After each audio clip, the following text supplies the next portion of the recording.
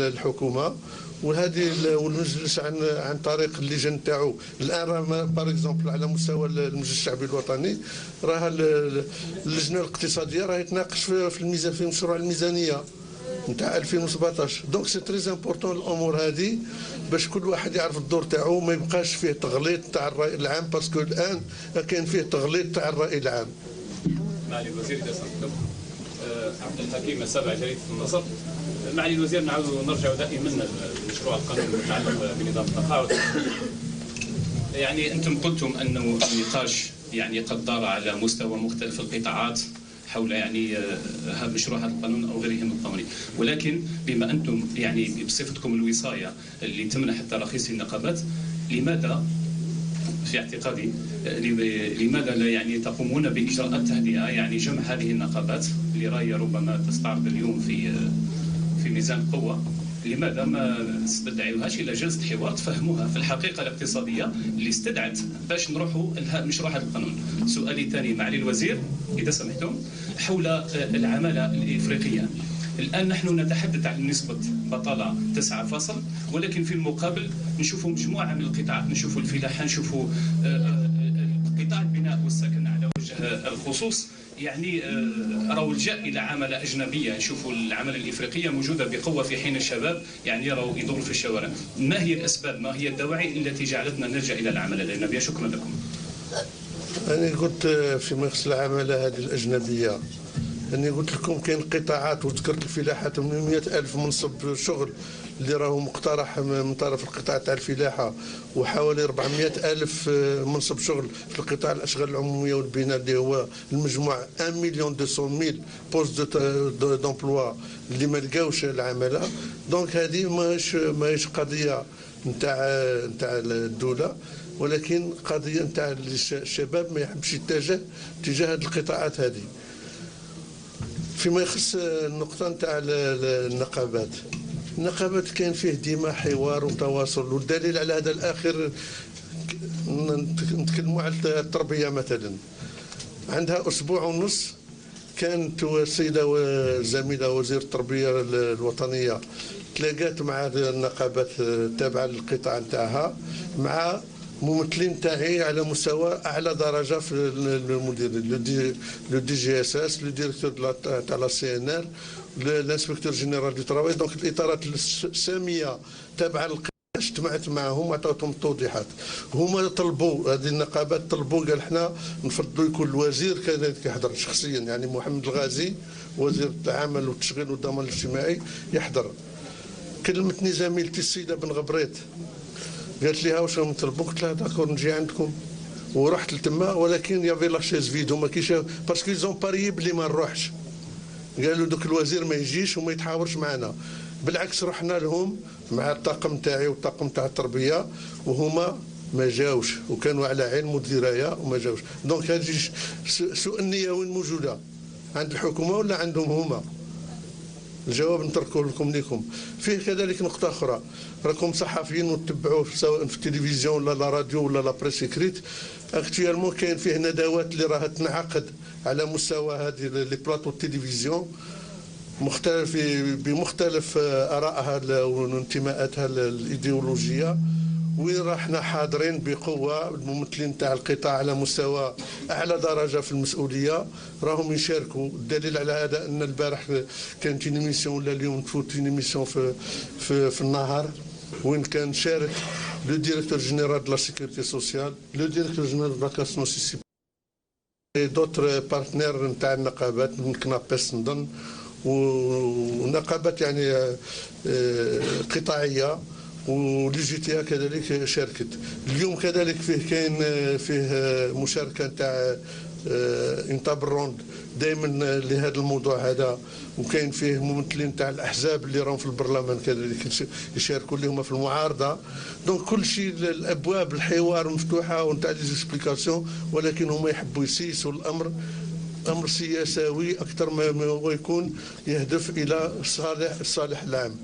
وهذا التقاعد هذا اللي رانا نتكلموا عليه، قال المكتسبات تاع 97 هذه ما هي لا مكتسب لا والو. شكون اللي ملاها علينا؟ ملاها علينا لو اف ام اي انذاك في 97 قال باللي الجزائر لازم تسرح العمال وما تعاودش تدخل عمال اخرين في بلايصهم، لازم تغلق المصانع ويافي لي كونديسيوناليتي تاع الاف ام في ذاك الوقت كانت جد رضعيه على الجزائر.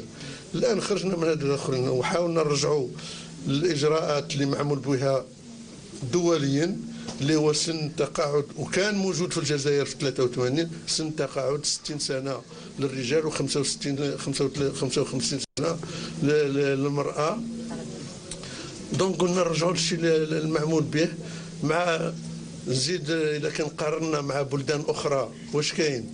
نتكلموا على لي بيي اوروبيان اللي راهم يعني متقدمين علينا، يفو لو ريكونيت يعني اقتصاديا متقدمين علينا. اللي لاج دو روتريت في الالمان سي 67 سنه، لاج تاع ديبار على روتريت في فرنسا 62 63، في اسبانيا 63، في ايطاليا 63 اكسترا. البلدان المجاوره تاع المغرب العربي 62 63. وحنا يقول لك لا نمشي على روتريت 45 تخلصوا بالصالير تاعك لي كوتيزاسيون كتيفاش راه يخلص من دراهمك ودراهمها ودراهمي اكسترا، راه يخلص باش يقعد 45 يمشي. واش يديروا كانوا في التعليم مثلا يمشي لمدارس خاصه يقري، دونك يدي لا روتريت ويروح لمدارس خاصه باش يقري بلا ما يديكلاريوه لا سيكوريتي سوسيال ولا لي زامبو. يمشي يفتح كراج ويقري ولادكم بثمن باهظ، وفي كراج يقري الاولاد يعني عيب وعار باش اولادنا يقراو في الكراجات. هذه كذلك من ناحيه. من ناحيه اخرى اذا كان تلقى يدي منصب شغل يدي لا روتريت ويدي منصب شغل واحد اخر، سي انجوست. احنا قلنا الجزائريين متساويين في الحقوق وفي الواجبات، ما لازمش نفضلوا واحد. الفتره هذه تاع 97 وين كان الاف ام ملا علينا، نقول ملا علينا، ينوزا ديكتي دونك ينوزا براتيكمون كوموندي باش ناخذوا الاجراءات تاع تسريح العمال دون ان نلجا الى عاود لو ريكروتمون تاعهم، باش غلقنا مؤسسات اقتصاديه اللي مازلنا نعانيو من الويلات نتاعهم الان. نظن المصلحه الوطنيه راهي معروفه. دونك مي ils sont malvenus de vouloir nous donner des leçons alors que eux-mêmes يعني يتحايلوا مع القانون. ونزيد لكم زياده اخرى، وهذه نطلب من الصحافه تفكر غير انتم سان كالكول كو فات. واحد اللي يقبل روح لا روتريت مسبقا افيك 50% دو سالير تاعو تنقص له 50% ويقبل يمشي يسمح في 50%، صافي يدير عنده مداخل راه تستناه من جهه اخرى اللي هي مداخل غير شرعيه والحديث قياس. وشكرا. احمد رشدي قناه النهار. مع الوزير عندي 3 اسئله. السؤال الاول بخصوص التقاعد المسبق. كاين غموض في المفهوم، حتى أن المواطنين ولا الموظفين صار لهم يعني غموض، ما فهموش المفهوم، ربما لغياب الاتصال بين الوزاره والمواطن. السؤال الثاني مع الوزير بخصوص تجميد المشاريع في اطار سياسه التقشف وتسريح العمال. هذا العمال المسرحين كيف يعني ستتعاملون معهم ولا كيف نتعامل مع هذه المعضله؟ السؤال الثالث مع الوزير بخصوص العمال الاجانب في الجزائر والذين يتقاضون اجورا ضخمه بالعمله الصعبه، حيث يقومون ب يعني اخراج ولا تحويل مبالغ ماليه ضخمه حوالي ممكن 95% من اجورهم نحو الخارج. يعني كيف تتعامل الوزاره مع هذا الامر؟ وشكرا. اولا نجاوبك على السؤال الاخير. لو ترانسفير نتاع لا ماس فينونسيير اللي عن جراء المشاريع اللي راهم يتنجزوا في الجزائر مع مؤسسات اجنبيه، سي دي ترانسفير ريغلومونتي اللي ما يفوتوش. الان رحنا قلنا على مستوى الحكومه ما يفوتوش 25%، كانت قبل 35%، لكن رانا نقلص من هذا لو تو دو ترانسفير بور جوستومون دونك سني با 95% كوم فو ديت. هذه باش الواحد يعرفها. الان الحكومه راها تناقش وتتحاور مع المؤسسات الاجنبيه باش يكون لو تو ترانسفير موان دو 25%. فيما يخص المؤسسات اللي تقول غلق الخل، حنا كاين دابور ما كاينش مؤسسات كثيره اللي غلقت الاخرين، ولكن سي دي فوا سيرتان باسكو ما خلصوش العمال، il est mis au chômage technique ou c'est pris en charge par لي انستيتيسيون دو ليتا سوا لا كاكوبات ولا لا كناك اللي هما يعوضوا هاد العمال كي سون شوماج تكنيك لظروف اقتصاديه باش نعوضوا لهم الصالير تاعهم. ولكن ما كونوا هانين il n'y a pas foule en matière de dissolution ou de fermeture d'entreprise كاين الاقليه اللي راهي تدير. السؤال الثالث واش هو؟ كاين مشكل اتصال بين الوزاره والمواطنين؟ والله واش رانا نديروا اليوم معكم انتم؟ رانا في اتصال ودرناها قبل مسبقا. والمواطن في الحقيقه كاين كي تعطيه المعلومه ويكون المواطن الحمد لله راهو ناضج وعلى باله المصالح تاعو. مؤخرا غير الصبيحه هذه وانتم اعلاميين تقدروا تفيريفيوها، كاين اللي كانوا رايحين يوضعوا الملفات في التقاعد عاود تراجعوا. كاين تراجعوا مواطنين كثير اللي كانوا رايحين يوضعوا الملفات تاعهم التقاعد المسبق عاود تراجعوا، قال لك لا نخلينا نشوف نسن باسكو يا د لا ديزانفورماسيون ولا ديزانفورماسيون اللي فيكولي بار دي جون اللي عندهم اغراض غير الاغراض تاع مصلحه الشعب الجزائري. وشكرا. وي نادية سلطاني، التلفزيون الجزائري. معالي الوزير، لاحظنا في السنوات الاخيره ان المواطن ما عادش يشتكي بزاف عندما يذهب الى مختلف صناديق الضمان الاجتماعي. مثلا عندنا كاسنوس، كيفاش تقيموا المؤشرات الماليه اللي راهي تمدها لنا كاسنوس مؤخرا، خاصه مع انها يعني راهي تستخدم التكنولوجيات الحديثه في التعامل مع المواطن؟ هو في الحقيقه هذا بيت القصيد نتاعنا على مستوى القطاع وعلى مستوى الحكومه بصفه عامه باش نعصرن الجهاز الخدمه العموميه سواء على مستوى القطاع التابع لنا ولا قطاع تابع لقطاعات اخرى كالداخليه، التعليم، التربيه، الصحه الى غير ذلك. هذه العصرنه سمحت لنا باش اون ميتريز ميو الجهاز التسيير في القطاعات المختلفه. وعلى هذا الشان هذا كاين فيه اجراءات اللي خدتها الدوله وكنا ذكرناها. نتكلم على القطاع نتاعنا وهو لا لوا دو فينونس كومبليمونتير 2015، دونك قانون التكميلي تاع القانون الماليه تاع 2015 اللي سمح لنا ورخص لنا باش نسهلوا الامور اللي راهم ما راهمش كي سون با جور افيك لي كوتيزاسيون تاعهم سواء في لاكاسنوس ولا في لاكناس.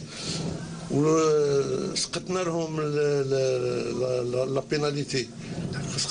بيناليتي، درنا لهم عاود اعاده الجدوله باش يخلصوا يسدوا الديون تاعهم بالتسهيلات. وهذا خلى ان كاين مئات الالاف تاع العمال اللي راهم يعني يستفدوا من هذه الاجراءات. قبيله كان الدكتور عاشق يتكلم على مستوى الكاسنوس لو تو دو 70% بارابور افون هذا القانون نتاع القانون التكميلي. دونك كل الاجراءات هذه سمحت باش المواطن لقى راحته ولقى التسهيلات من طرف القطاع نتاعنا واللي يقدر يتوافق. ونزيد نذكرهم باللي باقي لهم شهرين اللي ما راهمش راجل مع لاكاسنوس ولا مع لاكناس باش يعاودوا يقربوا بالادارات هذه تاع الكاسنوس والكناس باش يكونوا كمثال تاع لاكناس. كاين عمال وانتم راكم الصحفيين وتقدروا تبحثوا وتشوفوا، كاين عمال اللي راهم يخدموا عند خواص، الخاص هذاك باش يديكلاريهم يقول له ما نديكلاريش بصح نزيدك 200,000 بيني وبينك. العامل هذاك تعجبو ديك 200,000 سور لو شون بصح ني با سيوري سوسيال. غدوه كي يكبر ويمرض ولا العائله نتاعو تمرض يلقى روحو ما عندوش لا كارت الشفاء وما عندوش ما يستافدش من المزايا نتاع الضمان الاجتماعي الجزائري اللي هو ضمان واسع ويستن سيستم جينيرو تاعنا على مستوى. السلام عليكم.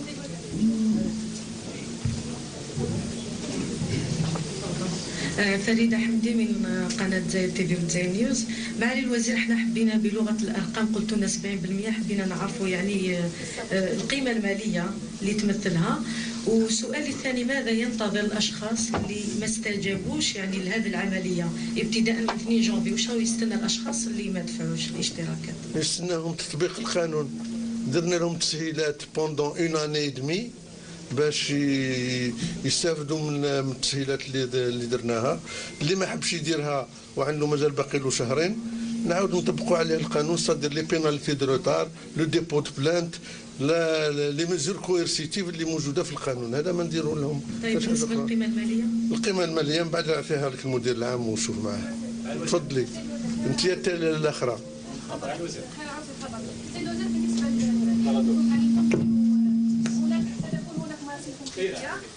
ما سمعتلكش. مراسم تنفيذيه.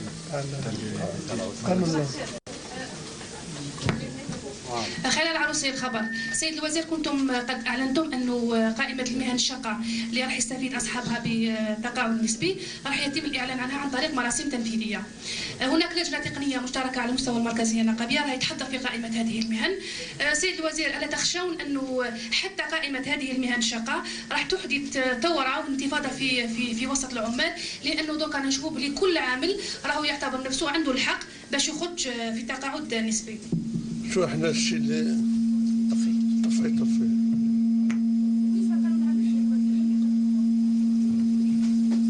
كونترولي.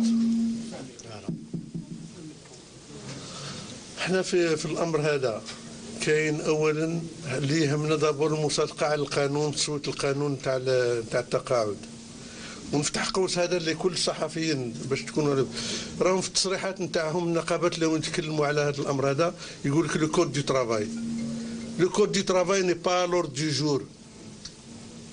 هما راهم يستعملوا تغليط الراي العام يقول لك بلي الكود دو ترافاي ريفيون. الكود دو ترافاي مازال ما تفحصناش ومازال ما درسناش، وعندما ندرسوه رايحين الشركاء الاجتماعيين نعطيو لهم نسخه من المشروع نتاعنا يتريوه باش بور لونريشير، ومن بعد نفوتوه على مستوى الثلاثيه، وبعد الثلاثيه نفوتوا على مستوى مجلس الحكومه، ومن بعد مجلس الحكومه على مجلس الوزراء، ثم نقدموه للبرلمان. هذه المراحل مازال ما راهش كاينه.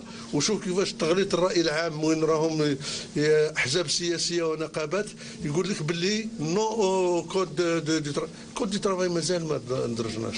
دونك كيفاش حاجه اللي ما درجناهاش نحتجوا عليها.